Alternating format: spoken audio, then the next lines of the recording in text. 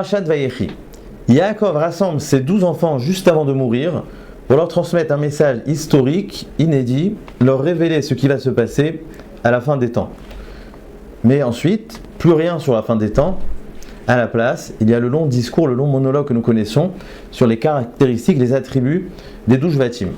La raison à cela, selon nos sages, c'est que Nistalka Mimenu Shechina, la présence divine, s'est retirée de Yaakov, donc il ne pouvait plus parler de la fin des temps, du Ketz. Mais si c'est ainsi, la question s'impose naturellement, pourquoi Yaakov ne s'est pas tu ? Comment peut-on comprendre que Yaakov a improvisé ce monologue tellement poétique simplement pour combler un vide ? Si Yaakov ne pouvait plus parler du message qu'il avait envisagé, qu'il avait prévu, comment se fait-il qu'il va improviser tout un long discours qui ne devait pas être là auparavant ? Ça, c'est la première question. On pourrait également s'interroger sur la répétition qu'on retrouve au début du récit, où Yaakov va dire « Et asfu ve'agid alachem et asher ikre be'acharit hayamim » rassemblez-vous afin que je vous raconte, je vous dévoile ce qui va se passer à la fin des temps. « Ikavsu ve'shemu bene Yaakov ve'shemu al Israël avichem » regroupez-vous afin d'écouter ce que votre père a à vous dire. Pourquoi cette répétition ? Mais plus que cela, pourquoi ce changement de terminologie « Et asfu ikavsu » Et asfu dans le sens « rassemblez-vous » Ikavtsu dans le sens regroupez-vous. Pourquoi ces deux termes ?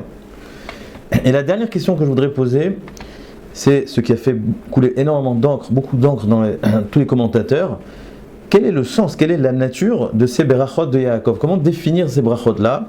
Alors certains voient ça comme des définitions, d'autres vont voir comme des reproches pour certains, des qualités pour d'autres. Certains vont nous dire dans les commentateurs qu'il s'agit ici de prédire l'avenir. Le Abravanel et d'autres vont dire que c'était une façon de définir, d'établir qui allait être le Meller, qui allait être le roi. Donc on voit que les commentateurs s'interrogent véritablement sur la nature, le sens de ces berachot.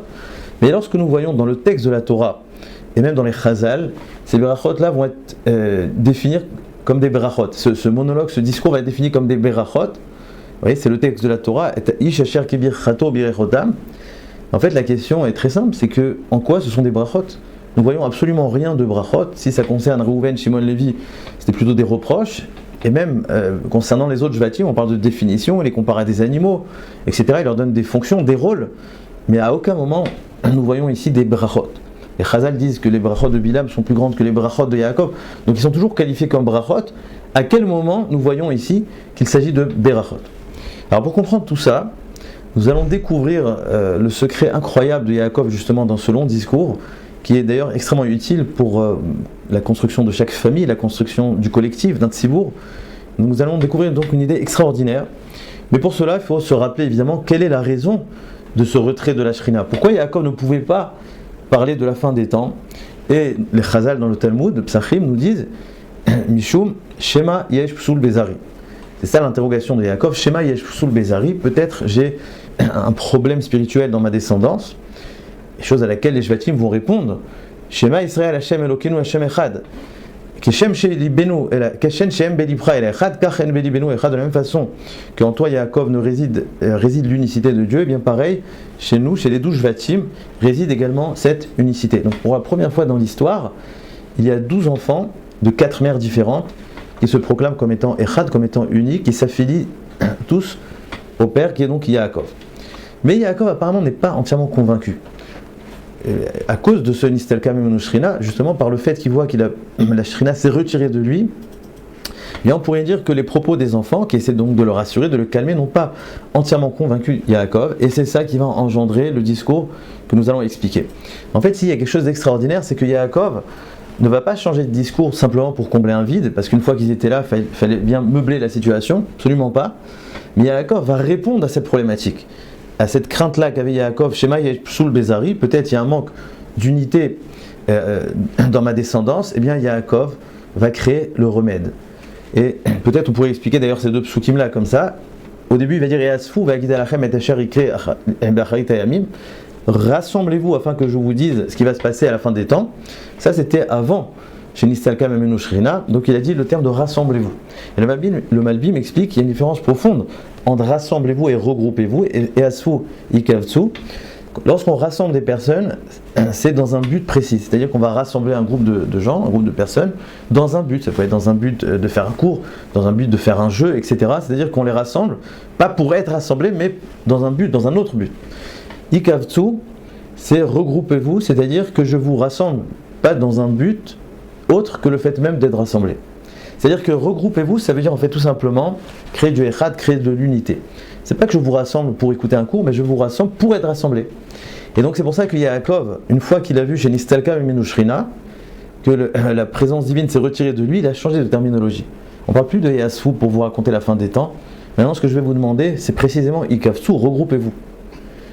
Veshemou et Ben Yaakov et écoutez votre père, etc.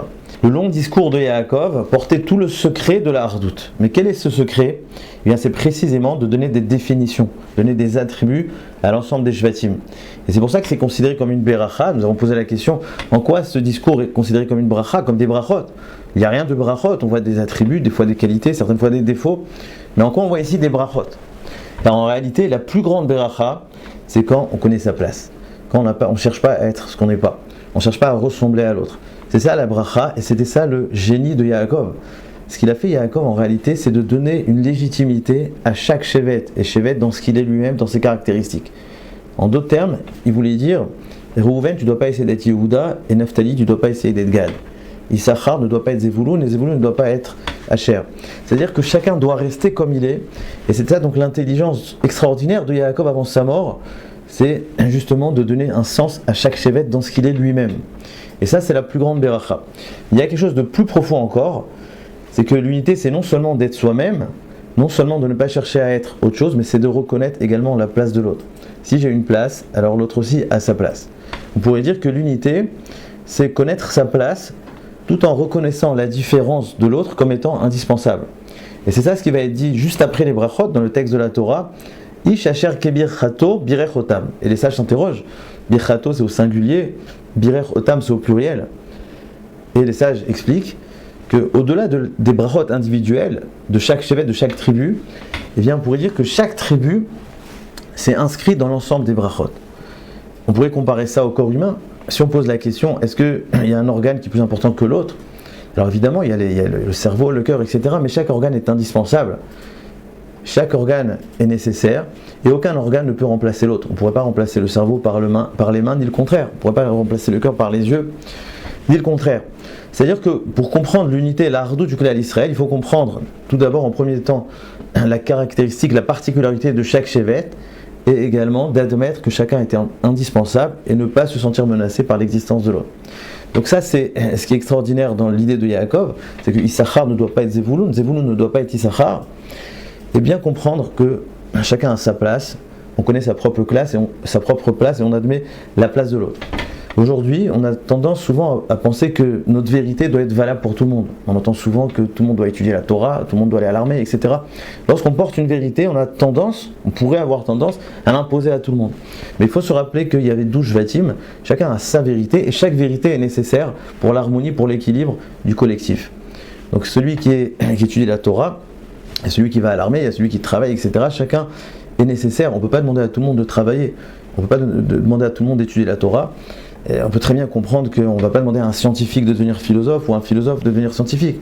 Donc chacun a ses attributs, chacun a ses vertus, a ses caractères, et chacun doit rester tel qu'il est, mais simplement en admettant la différence de l'autre, en admettant que l'autre aussi doit être ce qu'il est. Et moi j'ai remarqué d'ailleurs une fois, vous savez, il y a la Mishnah dans Avod qui dit Al-Shosha Dvarim, Al-Momed, Al-Torah, Avoda, Gemilut Rasadim. Alors évidemment, ce sont 3 amoudim, 3 piliers, mais c'est aussi 3 façons d'être. J'ai remarqué souvent qu'on peut départager la société en ces 3 dimensions-là. Il y a ceux qui sont plutôt avoda, qui adhèrent à tout ce qui est la soumission à Kadosh Baruch Hu, le cœur. Avoda, ça va avec le cœur, avoda talev. Et d'ailleurs, même lorsqu'ils vont étudier la Torah, ils vont être en mode avoda, ils vont être intéressés plus par la proximité avec Kadosh Baruch Hu à travers la Torah, tout ce qui est halacha, etc. Il y en a d'autres qui sont plus Torah, qui sont plus dans l'intellect. Et partout, l'intellect va s'exprimer, même quand ils vont faire la tefila, même quand ils vont faire ce que vous voulez, il y aura toujours ce côté un peu de Torah en eux.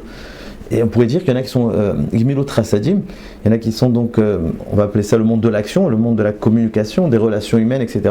Il y en a qui se trouvent plus là-dedans. C'est-à-dire que ça va beaucoup plus leur parler, là où il faut aider, les pauvres, les soldats, tout ce que vous voulez, qui étudient la Torah.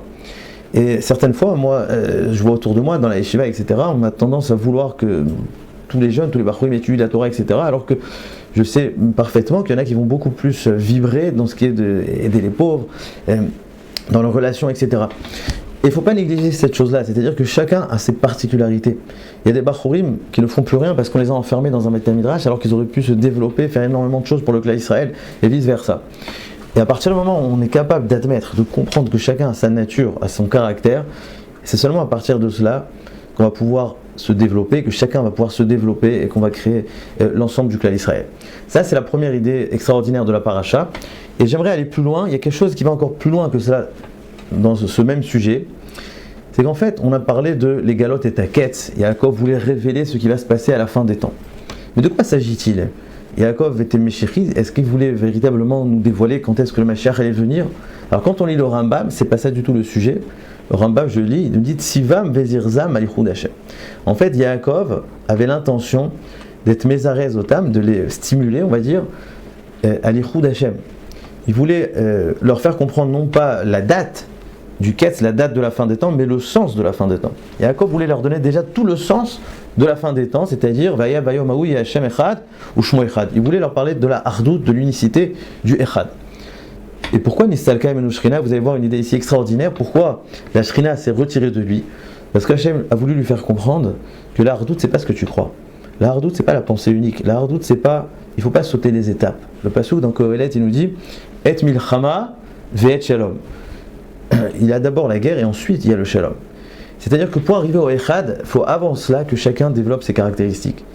Le fait que chacun ait sa caractéristique, chacun ait sa façon de penser, sa façon de voir les choses, n'est pas contraire à la hardout, mais au contraire, c'est le chemin vers la hardout. On ne peut pas sauter les étapes. Pour pouvoir devenir Echad, il faut que chacun intensifie son identité, chacun se démarque, chacun exprime qui il est, et seulement à partir de la reconnaissance du collectif, des individus, seulement à partir de ce moment-là, on va pouvoir passer au Echad. Donc Hachem voulait lui dire, tu ne peux pas leur parler maintenant déjà du Ketz dans le sens du Ketz, de ce qui est du Echad, de Vayom Ahu Hashem Echad ou Shmo Echad, parce qu'on ne saute pas les étapes. Il faut avant tout que chacun se définisse. Et d'ailleurs, c'est ce qu'on voit aujourd'hui. Il y a énormément de courants dans le clan Israël, on sait tous, il y a les Itaïm, il y a les Chabad, il y a les Breslev, il y a les Satmar, il y a les Dati-Leumi, il y a les Temanim, il y a tout ce que vous voulez, il y a les Ashkenaz, il y a les Sepharad, et dans chaque catégorie, il y a des sous-catégories, etc. Le monde ne cesse de se diviser. Alors j'entends souvent qu'il manque de hardout, il faudrait être mitached, etc. Le problème aujourd'hui, c'est l'absence de hardout. Mais j'aimerais emmener aujourd'hui une idée un petit peu plus optimiste, c'est que c'est vrai qu'on vise le Echad, mais tout cela n'est pas contraire à la hardout, bien au contraire, c'est le chemin vers la hardout. C'est seulement quand chacun va se démarquer, va affirmer profondément son identité sans se sentir menacé par ce que l'autre pense, et bien à partir de cela, nous allons pouvoir reconnaître l'autre. Comme nous disions avant, c'est en connaissant notre place, et bien naturellement, on peut être conscient aussi que l'autre a sa place. On peut reconnaître la place de l'autre. Et donc c'est seulement quand chacun va affirmer son identité sans se sentir menacé, qu'on va pouvoir à un certain moment commencer à admettre que l'autre aussi a son émet, que l'autre a une partie du grand émet, représente une facette donc de la grande vérité, et donc on va pouvoir petit à petit adhérer à la fin des temps, adhérer au Echad, et c'est ce que nous voyons aujourd'hui d'ailleurs, c'est que petit à petit, à travers le dialogue, à travers la communication, à travers le respect que nous avons pour l'autre, eh bien on peut découvrir l'aspect de Emet qui existe dans chacun des courants du clan d'Israël, chaque mixar, et c'est ça qui va nous emmener au Emet qu'on souhaite, Bezrat Hashem, Vayom Ahu Hashem Echad, ou Shmo Echad. Shabbat Shalom Vorach.